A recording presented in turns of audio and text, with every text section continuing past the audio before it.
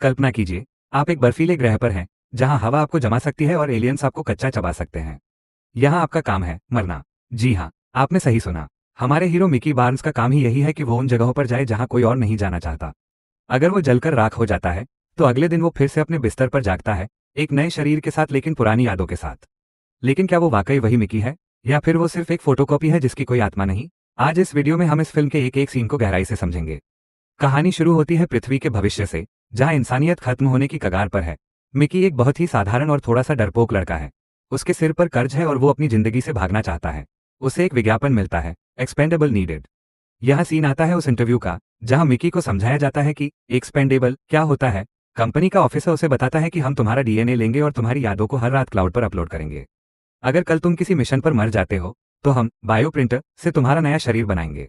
Mickey पूछता है, क्या मुझे दर्द होगा? ऑफिसर हंसकर कहता है, सिर्फ तब तक जब तक तुम मर नहीं जाते। यहाँ हम देखते हैं मिकी की पहली मौत। एक रेडिएशन लीक को ठीक करने के लिए मिकी को भेजा जाता है। उसके शरीर की खाल पिघलने लगती है, वो चीखता है और मर जाता है। अगले ही पल कैमरा शिफ्ट होता है एक लैब की तरफ, जहां तरल पदार्थ लिक्विड के बीच से एक नया मिकी बाहर निकलता है। यह मिकी 2 है। इसी तरह फिल्म का एक मोन्टाज, तेजी से चलते हुए सीन्स दिखाया जाता है जहां मिकी बार बार मरता है, कभी आग में, कभी डूबकर, कभी जहरीली गैस से। मिकी 1, 2, 3 करते करते अब वो मिकी 17 तक पहुंच चुका है। हर मौत के साथ उसके चेहरे की मासूमियत खत्म हो रही है और वो एक मशीन जैसा दिखने लगा है। अब हम पहुंचते हैं असल मिशन पर। इंसानों का एक विशाल जहाज निफलहेम ग्रह पर उतरा है। यहाँ का तापमान इतना कम है कि अगर आप 5 मिनट बाहर रहें तो आपके फेफड़े जम जाएंगे। यहाँ का कमांडर है मार्शल, जो एक धार्मिक कट्टरपंथी और बेहद क्रूर इंसान है।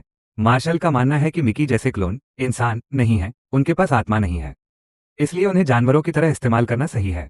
इसी बीच मिकी की मुलाकात होती है नैश से। नैश इस जहाज पर एक पायलट है। उनके बीच एक खूबसूरत रिश्ता पनपता है। मिकी उसे बताता है कि उसे कैसा लगता है जब वो अपनी ही लाशों के ढेर के बारे में सोचता है।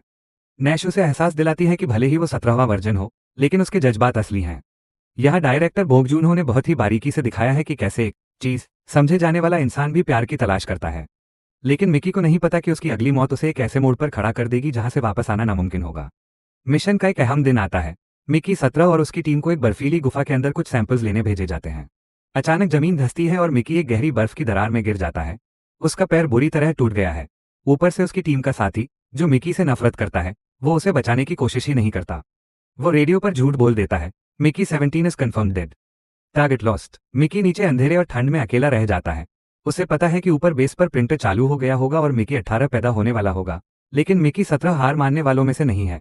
वो अपनी टूटी हुई हड्डी को सीधा करता है, दर्द से कराहता है और बर्फ की दीवारों को नाखूनों से खींचते हुए ऊपर चढ़ने की कोशिश करता है। यहाँ रॉबर्ट पैटिंसन की एक्टिंग आपको झकझोर देगी।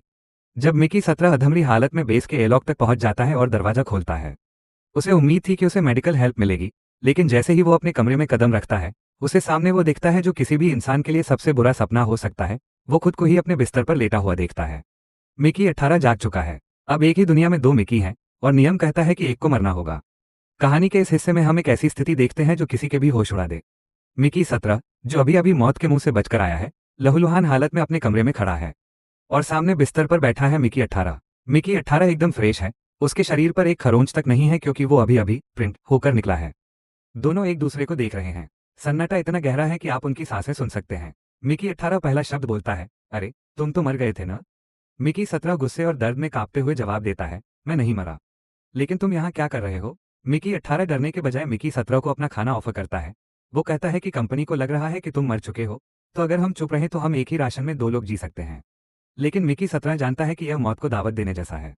अगर बेस के आई सिस्टम या कमांडर मार्शल को पता चला कि मल्टीपल कॉपीज एक्टिव हैं, तो प्रोटोकॉल के हिसाब से दोनों को तुरंत मार दिया जाएगा। मिकी 17 को समझ आता है कि अब उसकी जिंदगी पहले से भी ज्यादा खतरे में है। अब शुरू होता है मिकी की जिंदगी का सबसे मुश्किल हफ्ता। मिकी 17 और मिकी 18 एक ही कमरे में बंद हैं। वे एक टाइम टेबल बनाते हैं। जब मिकी 17 बाहर काम पर जाता है, तो मिकी 18 बेड के नीचे या अलमारी में छिपा रहता है।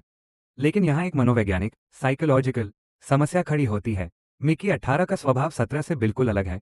मिकी 17 अब तक हुई 16 मौतों की वजह से थोड़ा सहमा हुआ और ट्रॉमा में है। वहीं मिकी 18 को लगता है कि वो अमर है, वो बेखौफ है और मजे करना चाहता है। एक सीन में दिखाया जाता है कि मिकी 18 छिपकर किचन से फालतू खाना चुराने की कोशिश करता है, जिससे पकड़े जाने का खतरा बढ़ जाता है। मिकी 17 उसे समझाने की कोशिश करता है, लेकिन 18 उसे चिढ़ाते हुए कहता है, तू तो पुराना मॉडल है, अब मेरी बारी है। यहाँ दर्शकों को यह सोचने पर मजबूर किया जाता है कि क्या यादें साझा करने से इंसान एक जैसा रहता है? नहीं, क्योंकि मिकी 18 के पास वो मरने का ताज़ा दर्द नहीं है जो 17 ने अभी-अभी बर्फ की खाई में महसूस किया था। इधर मिकी की गर्लफ्रेंड नैश को कुछ अजीब लगने लगता है। जब वो मिकी, जो असल में मिकी 18 है, से मिलती है, तो उसे महसूस होता है कि मिकी का व्यवहार बदल गया है। वो पहले से ज़्यादा कॉन्फिडेंट और थोड़ा फ्लिटी हो गया है। नैश को लगता है कि शायद हादसे के सदमे ने उसे बदल दिया है, लेकिन उसे ये अंदाजा भी नहीं है कि वो जिस इंसान से प्यार करती थी, वो कमरे में छिपा बैठा है।